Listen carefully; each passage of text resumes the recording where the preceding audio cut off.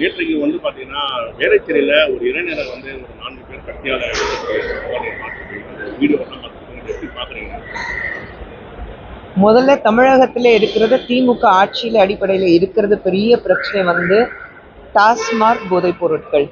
நம்ம இளைஞர்கள் வந்து எந்த அளவுக்கு பாதிக்குதுன்னு நம்ம பார்க்கணும். லா அண்ட் ஆர்டர் சுத்தமா இல்லை. முதலமைச்சருக்கு கீழே தான் வரும் லா அண்ட் ஆர்டர் சுத்தமா இல்லை. அதே மாதிரி இந்த போதைப் பொருட்கள் தெருக்கு தெரு டாஸ்மார்க், கல்லூரி பக்கத்துல டாஸ்மார்க், பள்ளிக்கூடம் பக்கத்துல டாஸ்மார்க், ஒரு ஃபேமிலி வாழ்ந்துட்டு இருக்காங்கன்னா அந்த தெருவில் டாஸ்மார்க். நானே வந்து ஒரு ஏரியாலேருந்து டாஸ்மார்க் வந்து எடுத்திருக்கேன். ஸோ இந்த மாதிரி இருக்கும்போது நிச்சயமாக வந்து இதுக்கு பதில் வந்து முதலமைச்சர் அவர்கள் தான் சொல்லணும்.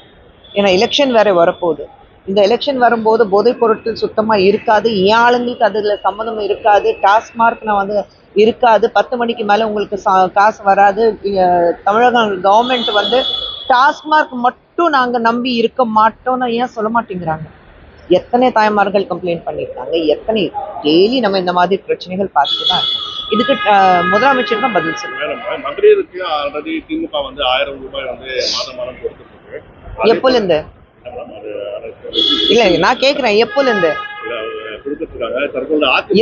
எத்தனை நாளா கொடுத்துட்டு இருக்காங்க? இந்த வருஷமா அவங்க கிளம்புவாங்க. திமுக காங்கிரஸ்க்கு இருக்கிற ஒரே வேலை, நாங்க ஏதாவது வந்து எதிர்ப்பு தெரிய வைக்கணும். அது மக்களுக்கு சரியா இருக்கோ இல்லையோ, நம்மளுடைய தமிழகத்துக்கு கரெக்டா இருக்கோ இல்லையோ, நம்ம வந்து நியூஸ்ல இருக்கணும். நியூஸ்ல இருக்கிறதுக்கு நாங்க வெளிநடைப்படுவோம்னு சொல்லிட்டு வெளியில போயிட்டே இருப்பாங்க. அதே மாதிரி அன்புமணி மேலையும் பிரதமர் மேலையும் நாங்க வழக்கு போடணும்னு சொல்லிட்டு ராமதாஸ் அது அவங்களுக்குள்ள பர்சனல் விஷயம், அது நான் வந்து கமெண்ட் பண்ண முடியாது. தேங்க்யூ.